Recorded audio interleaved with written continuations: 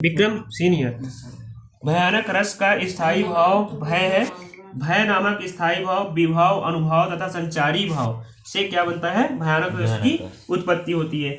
ऐसे सेम है श्रृंगार रस, ठीक है ना। श्रृंगार रस का स्थायी भाव रति है, राइट। अब इसमें रति नामक स्थायी भाव विभाव अनुभव तथा संचारी भाव से क्या बन जाएगा? श्रृंगार रस की उत्पत्ति होती है। नेक्स्ट दूसरा रस है हास्य रस, ठीक है। तो हास्य रस का स्थायी भाव हास है। हास नामक स्थायी भाव विभाव अनुभव तथा संचारी भाव से क्या बन जाएगा? हास्य रस की उत्पत्ति होती है। नेक्स्ट है करुण रस। करुण रस का स्थायी भाव शोक है।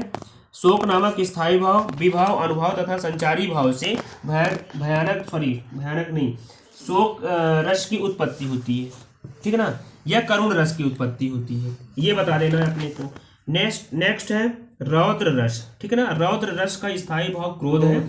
क्रोध नामक स्थायी भाव विभाव अनुभव तथा संचारी भाव से किस रस की उत्पत्ति होती है? रौद्र रस की उत्पत्ति होती है, ठीक। इसी मतलब कहना चाहिए कि इसी डेफिनेशन में आपको इसी परिभाषा में सारे रसों को क्या करना है? बस यहाँ पे मिला के और बना देना है, बस हो गया।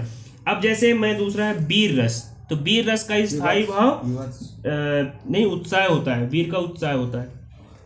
उत्साह नामक स्थायी भाव विभाव अनुभव तथा संचारी भाव से वीर रस की उत्पत्ति होती है, ठीक है। फिर नेक्स्ट है भयानक। भयानक रस का स्थायी भाव भय है। भय नामक स्थायी भाव विभाव अनुभव तथा संचारी भाव से भयानक रस की उत्पत्ति होती है। एक ही परिभाषा में सारे रस को आप मतलब एक रस याद कर लिया, मतलब 10 बस हो गए, सभी हो गए। अब उनका रस जो स्थायी भाव है ना वो अच्छे से याद रखो। जैसे विभत्स है, विभत्स रस क्या होता है? तो विभत्स रस का स्थायी भाव जुगुप्सा है।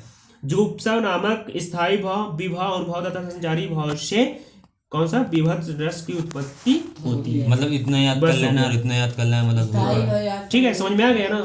ठीक।